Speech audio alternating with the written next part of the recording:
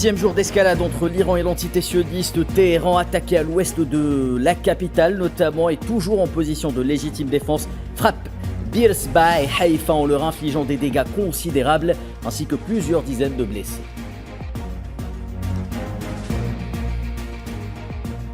La riposte iranienne face à l'ennemi sioniste acculé a-t-elle obligé la communauté internationale à se bouger enfin ?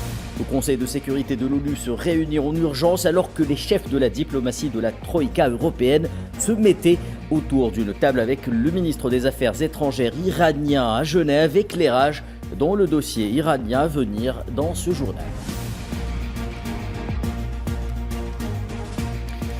Et puis la machine de guerre sioniste continue de sévir en Palestine. Pendant ce temps, la bande de Gaza sous agression génocidaire enregistre au moins 70 martyrs en ce vendredi avec des massacres commis contre des civils partis encore une fois chercher de quoi calmer leur faim qui dure depuis plus de 2 mois. La sécheresse n'en finit pas de frapper le Maroc, vulnérable face aux effets climatiques. Il enregistre en 2024 l'année la plus chaude jamais connue.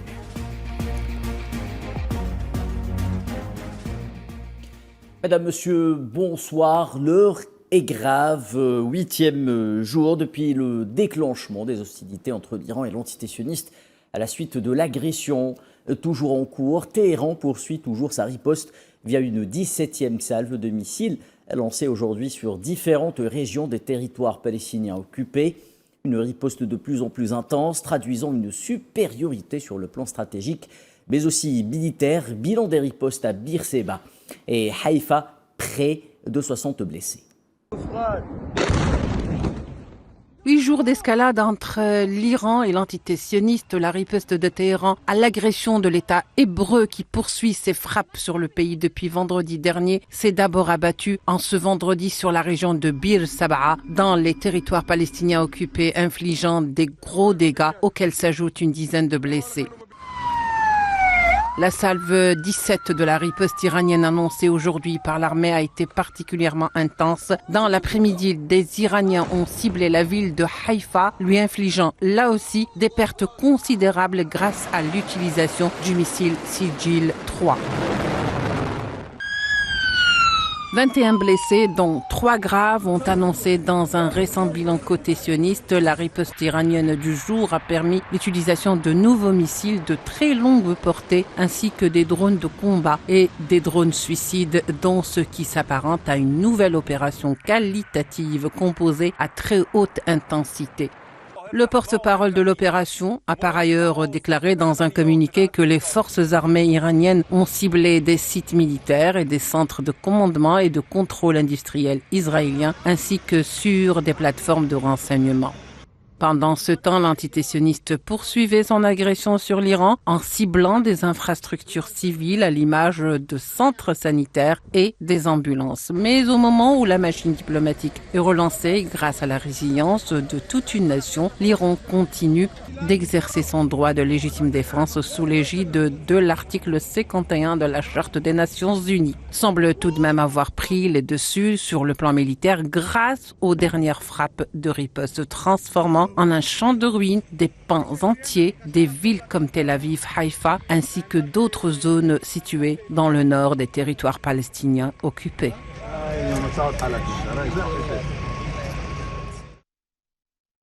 Dans la foulée de cette escalade, le Conseil de sécurité des Nations Unies s'est réuni ce vendredi pour discuter de la situation qui prévaut dans la région. Une réunion extraordinaire consacrée aux menaces contre la paix et la sécurité internationale, dans laquelle le représentant permanent de l'Algérie auprès des Nations Unies, Ammar Benjama, a d'abord condamné l'agression de l'entité sioniste sur l'Iran, qui constitue selon lui une violation manifeste de la Charte des Nations Unies. Les attaques d'Israël contre l'Iran sont injustifiées, non provoquées, et foulent aux pieds la Charte des Nations Unies. Nous réitérons catégoriquement notre condamnation de toute violation du droit international humanitaire. La protection des civils n'est pas facultative. Il s'agit d'une obligation. Défendre le droit international humanitaire revient à préserver l'ensemble de l'humanité. Ammar Benjama a par ailleurs mis en exergue l'importance des négociations dans le cadre du dossier nucléaire iranien, qui constitue selon lui la seule issue pour faire triompher la diplomatie. Il est impératif que tout le monde reprenne la voie de la raison. Les négociations avec les 3 pays européens, les E3 et l'Iran, les négociations également entre l'Iran et les États-Unis, facilitées par Oman, demeurent une solution viable et constructive en faveur de la diplomatie. L'Algérie a toujours été convaincue du pouvoir du dialogue. Et nous reprenons à notre compte l'appel du secrétaire général en ce sens. Là, il est temps pour nous de vous proposer un éclairage dans ce dossier, accueillant respectivement depuis Genève et Paris Riyad Saïdaoui, politologue et directeur du Centre arabe de recherche et d'analyse politique et sociale, ainsi que Manuel Pouchelet, analyste des questions internationales et militaires. Messieurs, bonsoir. Bonsoir, monsieur. Bonsoir. Je commence avec vous, professeur Saïdaoui. Qu'est-ce qui fait que la communauté internationale se met soudainement à bouger au moment où la riposte militaire iranienne semble prendre le dessus, et sur les systèmes de défense de l'entité sioniste et sur son narratif de guerre? Je dois souligner tout d'abord, et je dis malheureusement, le droit international est bafoué par Trump et l'entité sioniste. L'Iran, et je pourrais montrer ça, a respecté le droit international. Tout d'abord, Trump a violé le droit international en 2018 parce qu'il y a l'accord nucléaire 5+1 avec l'Iran, les 5 pays permanents, les 5 États permanents au sein du Conseil de sécurité, la Chine, la Russie, la France, la Grande-Bretagne et les États-Unis d'Amérique, +1, c'est l'Allemagne. C'était un accord. Oui, un accord de avant le retrait des Américains. Voilà, et cet accord est passé par le Conseil de sécurité. Il devient un accord de droit international. Or, Trump, à Twitter, a annulé cet accord en 2018. Donc, il a violé le droit international. Aujourd'hui, l'entité sioniste aussi viole le droit international en attaquant l'Iran. L'Iran, évidemment, a activé le chapitre 51 de la Charte de l'ONU qui donne raison aux États de la défense. Professeur Saïdaoui. Est attaqué par un autre État ou un autre groupe. Oui. Donc l'Iran est réglo avec le droit international. Ceux qui ont violé le droit international, évidemment, sont les États-Unis d'Amérique, Trump et l'entité sioniste. Aujourd'hui, après que l'Iran a absorbé l'agression, le premier coup, l'Iran a riposté. Aujourd'hui, nous sommes face à un certain équilibre de la terreur. Vous me bombardez, j'ai le droit, selon l'article 51 de la Charte de l'ONU, aussi de vous bombarder.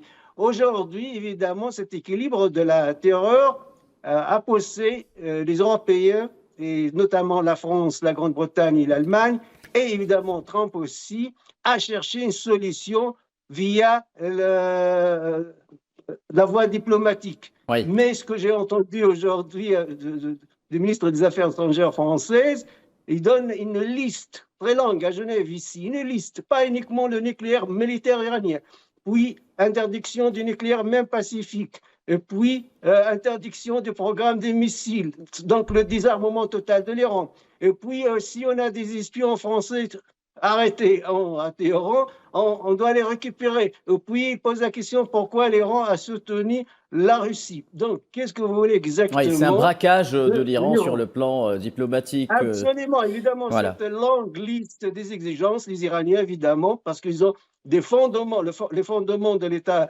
iranien aujourd'hui, c'est une révolution populaire, rappelons-le, 1979, évidemment, ils vont refuser. Mais par contre, les Iraniens sont catégoriques, ils sont contre la position de la bombe nucléaire. L'on dit à plusieurs fois, on ne veut pas de cette bombe nucléaire. Même le guide suprême de la révolution, Ali Khamenei, a décrété une fatwa, l'Iran ne doit pas avoir la bombe nucléaire. Et cela a été notamment rappelé également par le secrétaire général des Nations Unies aujourd'hui, Antonio Guterres, lors de cette réunion extraordinaire du Conseil de sécurité. Manuel Pouchelet, alors dans le cadre de sa riposte, l'Iran démontre des capacités militaires offensives insoupçonnées par son ennemi, notamment sur le plan balistique. La 17e salve a levé peut-être le voile sur le missile Sigil 3 qui présente des caractéristiques intéressantes en matière de capacité à atteindre et à détruire sa cible sans être détecté, intercepté ni par le dôme de fer, ni par le système Arrow. Sur le plan militaire, l'Iran serait-il tout simplement en train de gagner cette guerre, Manuel Pouchelet ? Gagner la guerre, il est peut-être un petit peu trop tôt pour en parler. En revanche, ce que je peux vous dire, c'est que l'Iran démontre des capacités militaires rares et fait preuve d'une grande résilience, puisque je rappelle qu'Israël a soi-disant décapité tout son état-major. Et force est de constater que malgré la disparition de chefs militaires au plus haut poste, il y a une organisation qui fonctionne et qui est capable de riposter et qui se défend.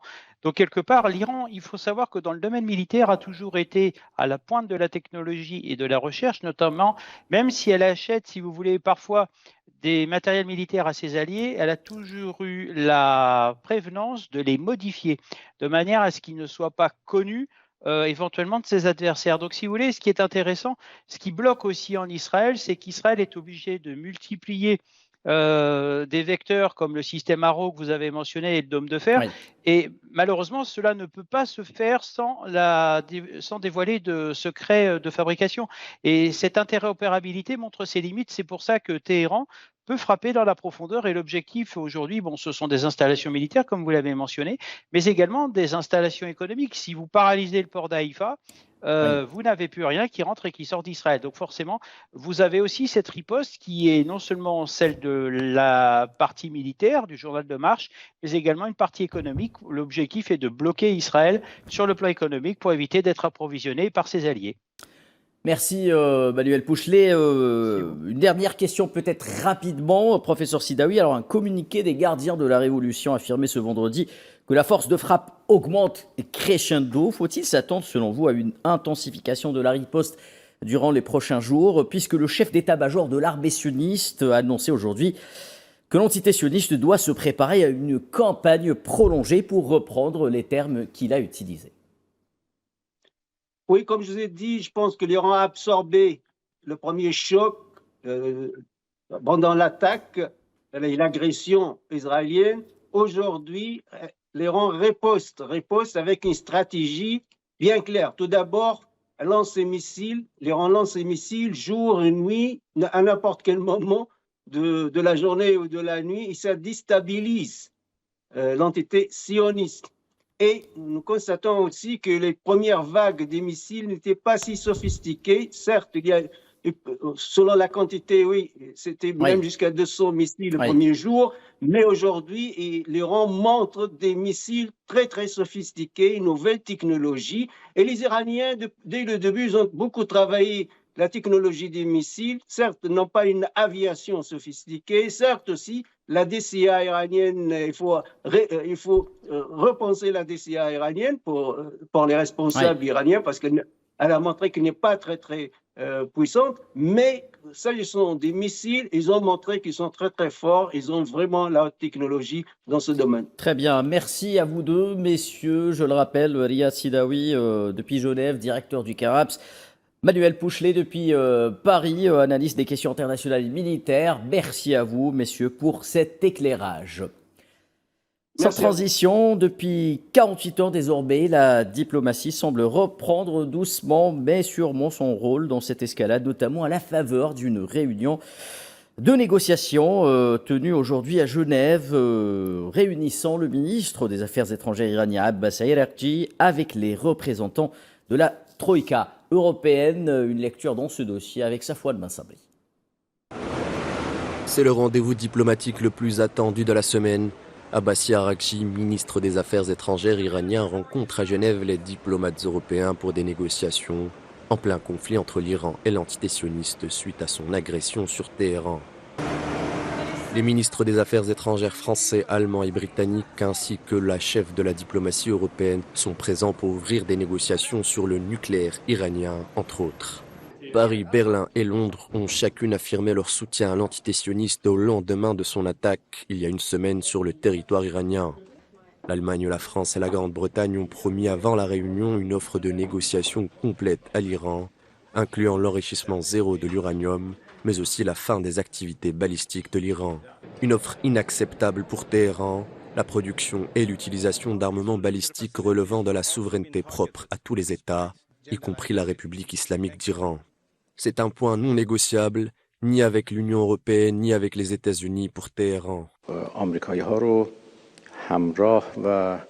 Je tiens à être clair que nous n'avons aucune discussion avec qui que ce soit concernant la question des missiles. Et si certains avaient des doutes, il est désormais clair pour tous que la capacité balistique de la République islamique d'Iran constitue une puissance défensive exceptionnelle pour le pays. Nos missiles n'ont jamais été conçus pour attaquer qui que ce soit. Ils sont destinés à la défense de la nation. La puissance balistique iranienne a contribué en grande partie à l'affaiblissement et à la saturation du dôme de fer, et ce, dès les premiers jours de la riposte iranienne. Et juste avant de se réunir avec ses homologues européens, le ministre des Affaires étrangères iranien Abbas Araghchi exprimait du haut de la tribune du Conseil des droits de l'homme des Nations Unies à Genève. Il qualifiait les attaques sionistes contre les installations nucléaires iraniennes de graves crimes de guerre. On l'écoute.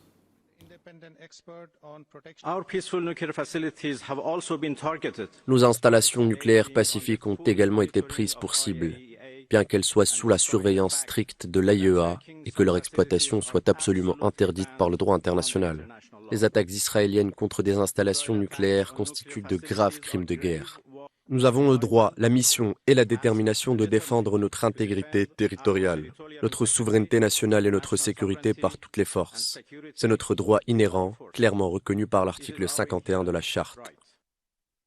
Et je vous en parlais en titre pendant que tous les yeux étaient rivés sur cette escalade. La bande de Gaza subissait toujours les affres d'une autre agression génocidaire contre les civils palestiniens.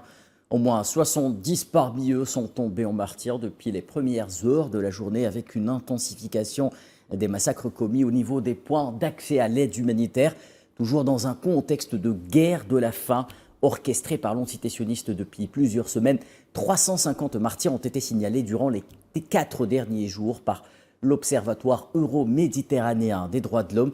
Le dernier bilan des victimes communiquées par les autorités sanitaires de Gaza fait état de plus de 55 706 martyrs et plus de 130 100 blessés depuis le 7 octobre 2023. Et parmi les 70 martyrs signalés à Gaza pour le moment, au moins 25 Palestiniens ont été tués alors qu'ils se trouvaient au niveau d'un point de distribution d'aide à l'hôpital Al-Aouda de Nusayrat. En effet, fait état de l'arrivée ce matin des corps de 23 martyrs en plus de dizaines de blessés à la suite d'une attaque sioniste ciblant des personnes qui attendaient l'arrivée de l'aide humanitaire près du carrefour des martyrs au nord du camp, au centre de la bande de Gaza. Plus tard dans la journée, 7 martyrs ont été signalés à la suite d'un bombardement ayant ciblé cette fois-ci des civils à Douar d'Arabia, à l'ouest du carrefour El Ayoun, à Hay al-Nasr, comme le montrent ces images.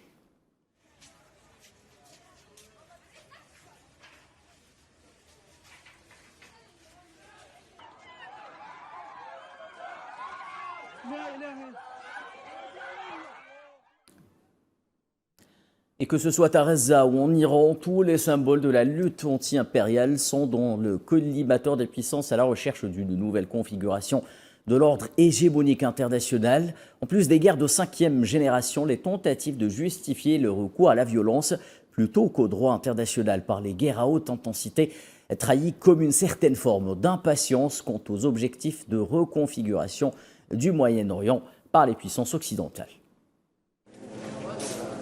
L'annihilation du peuple palestinien à Gaza, l'agression permanente contre la Cisjordanie occupée, guerre hybride avec l'Iran, tension permanente en Moyen-Orient, ne sont pas des événements séparés, mais les manifestations d'un projet hégémonique mûrement réfléchi.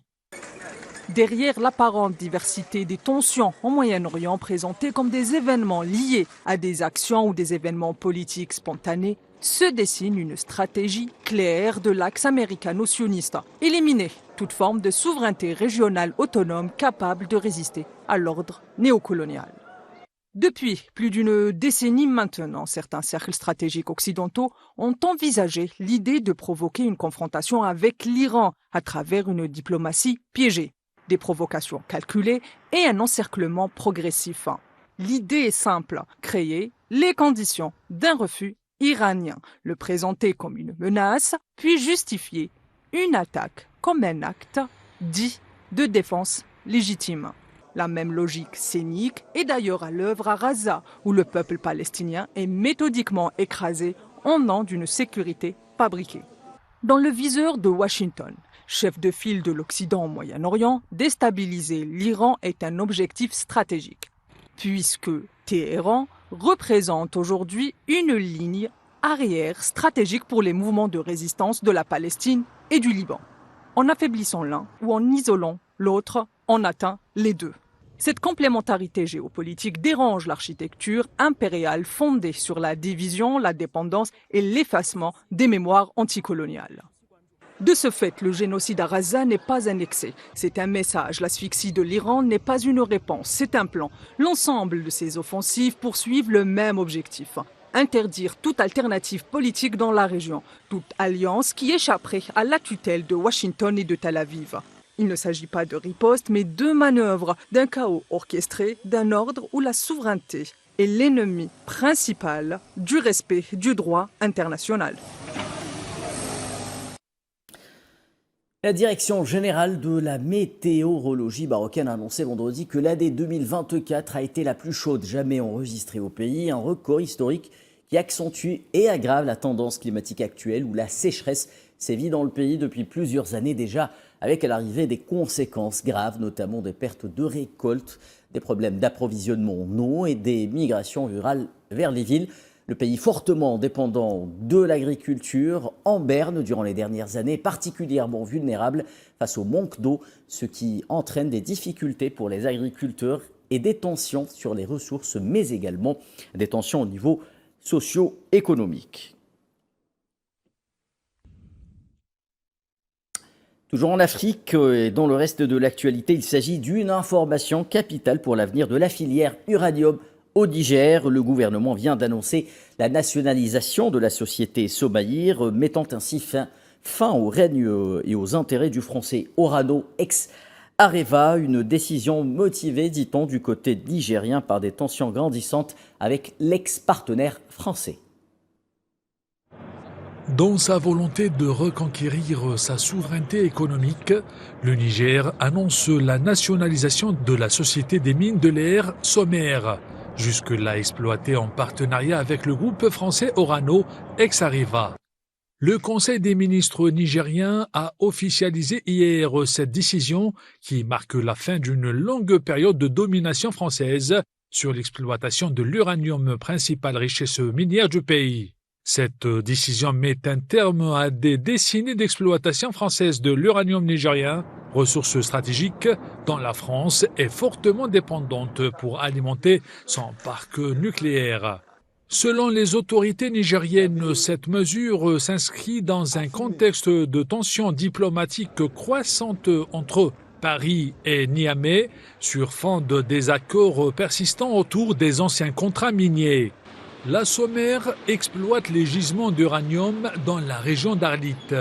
Orano, la société française, est actionnaire à 63,40% et le Niger à 36,60%. Selon la télévision publique, le Niger a décidé de nationaliser la Somair face au comportement irresponsable, illégal et déloyal de la société française. Le Niger, qui se dit résolument tourné vers une politique de souveraineté et de diversification de ses partenaires, considère désormais les anciens accords miniers comme injustes et déséquilibrés.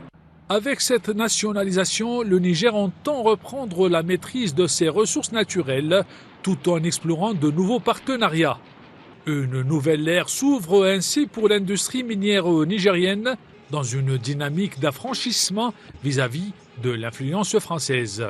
Le Niger est le 3e fournisseur d'uranium au monde, derrière le Kazakhstan et l'Australie.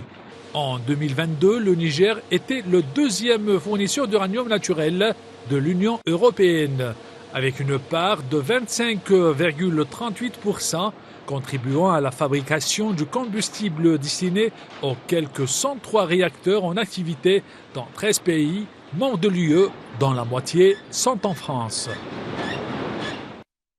C'est la fin de ce journal. Merci de l'avoir suivi. La suite avec l'échiquier international présenté par Leila Guertal.